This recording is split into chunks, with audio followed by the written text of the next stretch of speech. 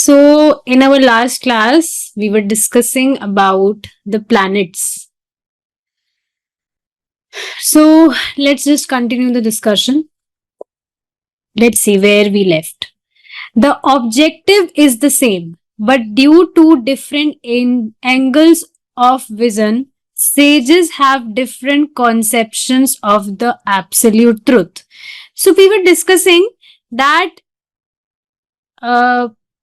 absolute truth is one, but there are different conceptions to get to the absolute truth. So first of all, one will meditate on the Brahm Jyoti of Lord. Then he will come to know that there is a super soul, Paramatma. And then after that, he will come to know, oh, there is a supreme personality. So there are different angles of vision and sages. So we also discussed the example. I'm not gonna explain the example again. I'm just reading this. Another example, there is the sunshine, the sun disk, and the sun god. One who is in the sunshine cannot claim that he is on the sun itself. And one who is situated in the sun is, from the point of view of vision, better situated. The sunshine may be compared to the all-pervasive Brahma Jyoti effulgence. The localized sun disk may be compared to the localized aspect of the supersoul. And the sun god who resides within the sun may be compared to the personality of Godhead. So at the very first child, he will come to know, he will be knowing this, that yeah, there is sunlight coming and it is flaring its brightness to the world. Then later, as he will become mature, as he will grow up, he will come to know, oh, it's a planet. Sun is a planet. Then after that, he will come to know, oh, this planet is also God, sun god. One may also worship sun god. So these are different sages. But devotees of the Lord, they who accept this bhakti process, they directly serve Lord Krishna. Instead of following this whole process, first Brahma Jyoti, then Paramatma, and then God, they are directly serving the absolute truth. So this is actually an actual intelligence. Otherwise, you see now, it is really a waste of time. Very, very much time consuming actually. That first of all, you have to follow all the procedure and then you worship God. Why not to worship God directly instead of following the whole process? So this is an actual intelligence. As on this earth planet, we have a multi-variety of living entities. We can understand from Vedic literatures that in the sun also there is a variety of living entities. But their bodies are made of fire, just as ours are made of earth. Isn't this just amazing? We didn't even assume this, that there might be living entities also who are residing in sun. Have you ever thought about this? I never thought about this, that living entities can also reside on sun, in the sun. But living entities do reside there also. Difference is that their bodies are made up of fire element. So even, there are so many planets. You will see moon also living entities reside. So it's because of the different elements. That is the only difference. So here we are residing on earth. So our bodies are made up of earth. Means, what does that mean? Our bodies are made of 5 elements, but earth element is um,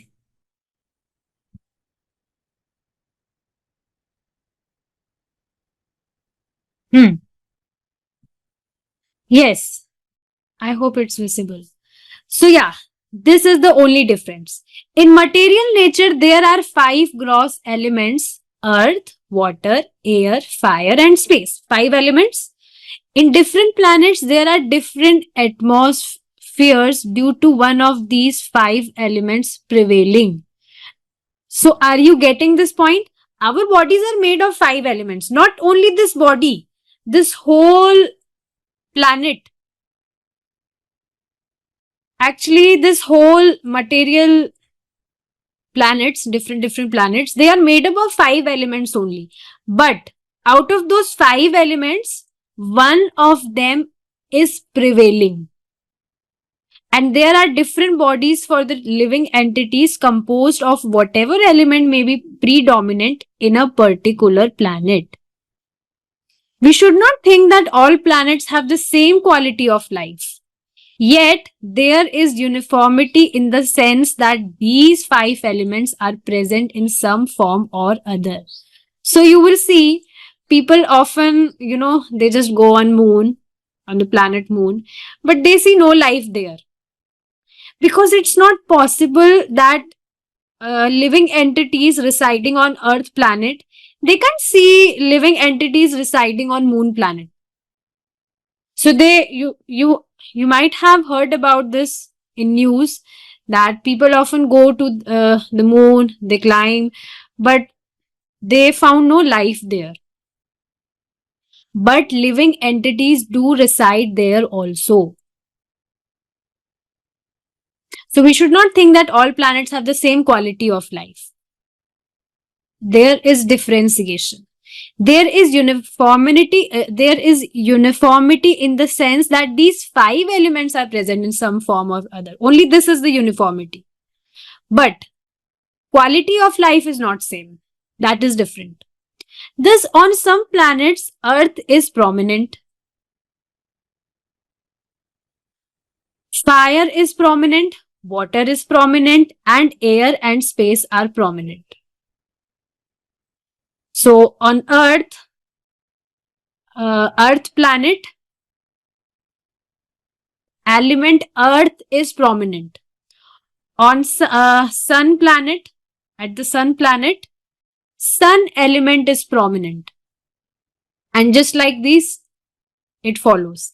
We should not think, therefore, that just because a planet is not composed primarily of Earth, or because the atmosphere does not duplicate ours, that there is no life on these planets. And this is what people assume. See, okay, people can go on moon, but they can't go to sun. Can you imagine this? No one can even assume that one day we will go to sun. We will go at sun.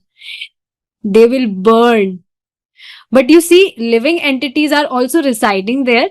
But fire element, due to fire element, because fire element is prominent, that's why they survive. But it's not possible for the people who are residing, who are surviving on Earth, to go to at the sun. They can't. They will burn. So yeah, one should understand this thing. Vedic literatures. Just a second. Let me just set this.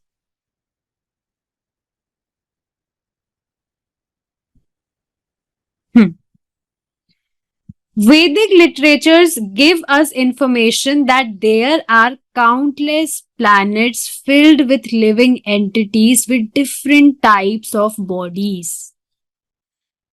So we can't even imagine, we can't even, count that how many living entities are there. We have heard that there are 24 lakh species. 84 lakh species.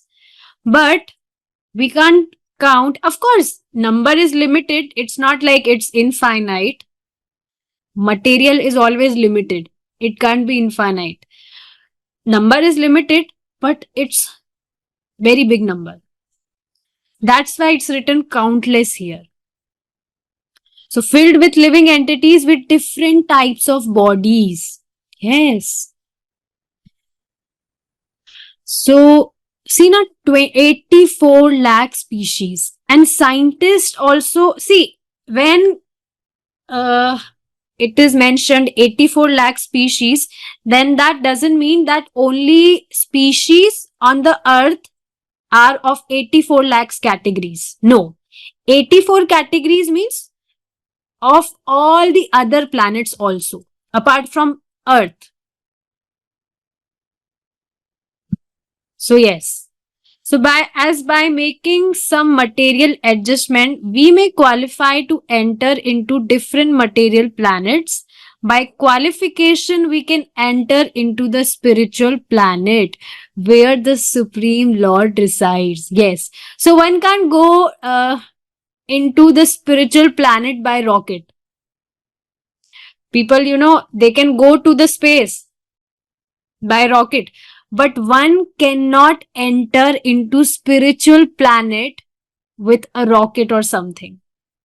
One can only enter into the spiritual planet when he is qualified enough. And what qualification one need to enter into spiritual planet?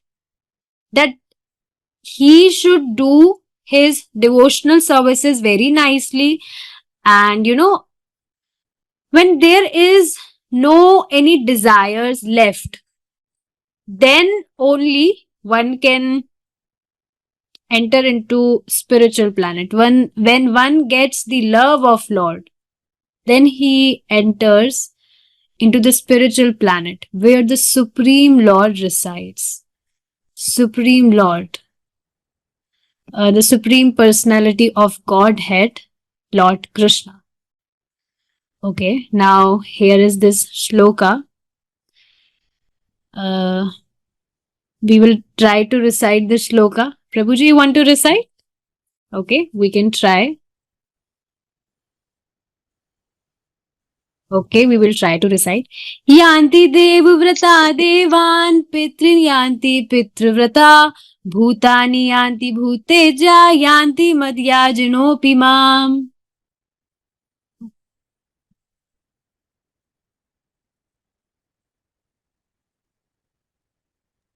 Yanti devavrata devan bhuteja yanti madhyajinopi mam. Yanti devavrata devan pitrin yanti pitravrata bhutani yanti bhuteja yanti madhyajinopi mam.